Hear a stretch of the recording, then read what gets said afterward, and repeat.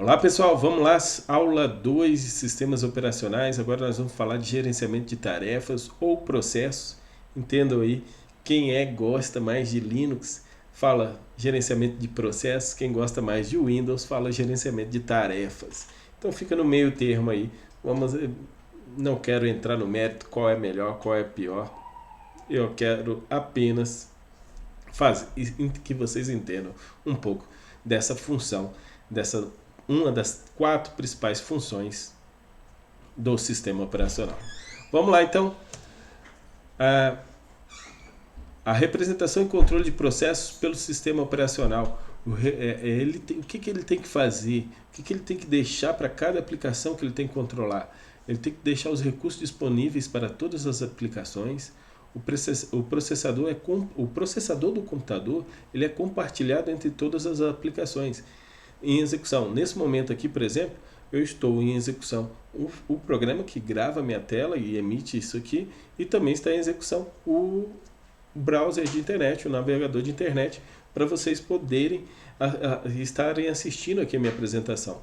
Então, o computador, o sistema operacional que diz agora executa esse, enquanto o microprocessadorzinho lá está fazendo a execução. E ele controla, além do processador, os dispositivos de entrada e saídas que devem ser utilizados de forma eficiente. Então, o que faz um sistema operacional ser melhor que o outro, normalmente, é essa forma eficiente que ele utiliza. Mas a gente fala tanto de processos, que eu também usei o termo ali para tarefa, mas o que é mesmo um processo? É uma instância de um programa em execução. Opa, o que é isso? Por exemplo, pessoal, vocês já tiveram aula de programação, provavelmente em linguagem C. Eu não troquei ideias com os professores, mas vocês geraram alguns programas. A partir do momento que você dá um duplo clique no programa, quando o programa está salvo lá no seu HD, ele é só um programa. A partir do momento que você dá um duplo clique nele e ele sai dali e vem para a memória, ele é um processo. Então, resumidamente, é um programa em execução. Um processo é um programa em execução. Todo programa ele tem alguns elementos básicos, que são o código, que são as instruções, o código-fonte, o conjunto de dados são as variáveis do programa que ele utiliza e os atributos que definem o estado do processo, pronto para execução, executando ou suspenso. Isso aí, não se preocupe, cenas dos próximos capítulos nós vamos falar mais sobre esses estados de execução. Um processo em execução, os elementos disponíveis por processo quando em execução são o identificador também conhecido como ID, ou PID, Process ID, PID ou PID. Quem em Linux já finalizou um processo pelo PID, dá um kill e o número do PID, vocês vão ver que é esse identificador. O estado do processo, que é aquele que a gente comentou agora há pouco, a prioridade, porque tem processos com mais prioridades ou não, isso normalmente é o sistema operacional que define.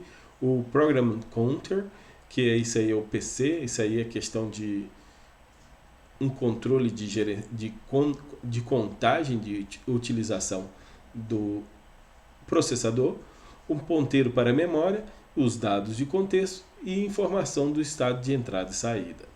Os processos de gerenciamento a partir de uma tabela de processos, isso aí o sistema operacional tem que ter todos eles nessa tabela e a entrada definida em blocos de controle de processo. Vocês imaginam, então vamos tentar explicar o que estava acontecendo, a utilização do que eu comentei agora há pouco. Considerando 3 processos em execução, P1, P2 e P3. P1 está em execução e ele ocupa a memória principal, que é a memória RAM, de 0 a 1000. Isso é o sistema operacional que pegou ele em execução e colocou.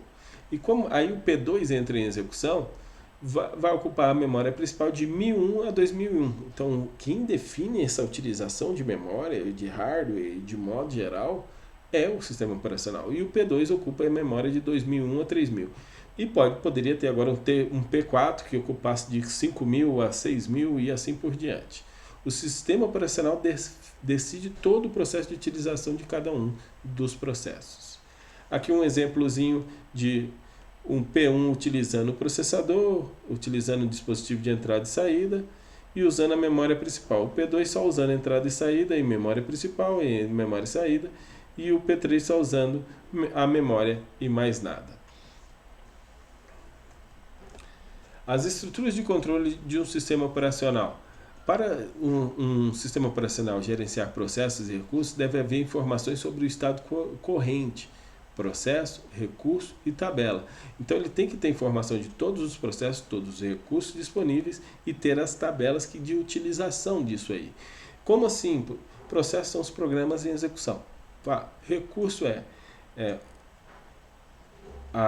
o dispositivo USB, a webcam, a tela do computador, o teclado, são todos os recursos disponíveis para o programa utilizar. E a tabela que faz essa ligação, botando o que cada um está sendo utilizando, o que cada um pode utilizar.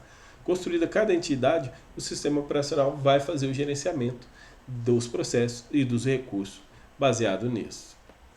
A tabela de processo, é utilizada pelo sistema operacional para gerenciamento de processos, contém os seguintes detalhes: o estado corrente do processo, a identificação do processo, a localização na memória e etc. Aqueles outros dados que a gente falou antes. E o bloco de controle do processo armazena a imagem do processo, código, dado, pilha e atributos. Armazena tudo isso.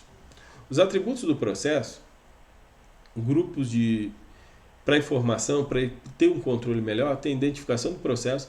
Cada processo recebe um valor numérico único. Mesmo que eu esteja executando o programa duas vezes, o mesmo programa duas vezes, cada um vai ser um processo diferente e vai ter um número único.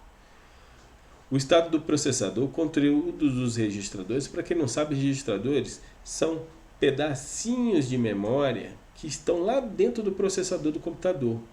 É programação de baixíssimo nível. Registradores visíveis pelo programador, registradores de controle e de estado e ponteiros de pilha. Tudo isso aí estão no estado do processo. A palavra do estado do processo, informações de estado, registradores e flags do Pentium, no caso. Flags do Pentium. Essa minha cola aqui é de um livro antigo que ainda usava o processador Pentium. Hoje nós estamos no i7, i8, i9, né? O controle de processos. Informações adicionais necessárias para o sistema operacional para controlar e coordenar os seus processos. Para isso que serve o controle de processos.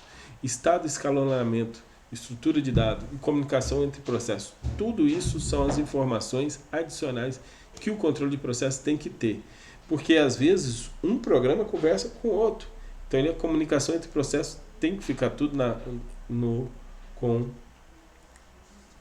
o sistema operacional. Estamos aqui finalizando a aula 2, no caso, né? Nem a aula 1. Próxima aula a gente vai falar sobre formas de uso da estrutura pelo sistema operacional. Essa estrutura de controle de processo. Quais são as formas de uso que o sistema operacional pode fazer. Até o próximo vídeo, seguindo a linha sempre de vídeos curtos. Essa já é a aula 2. Para essa sexta-feira são 4 aulas.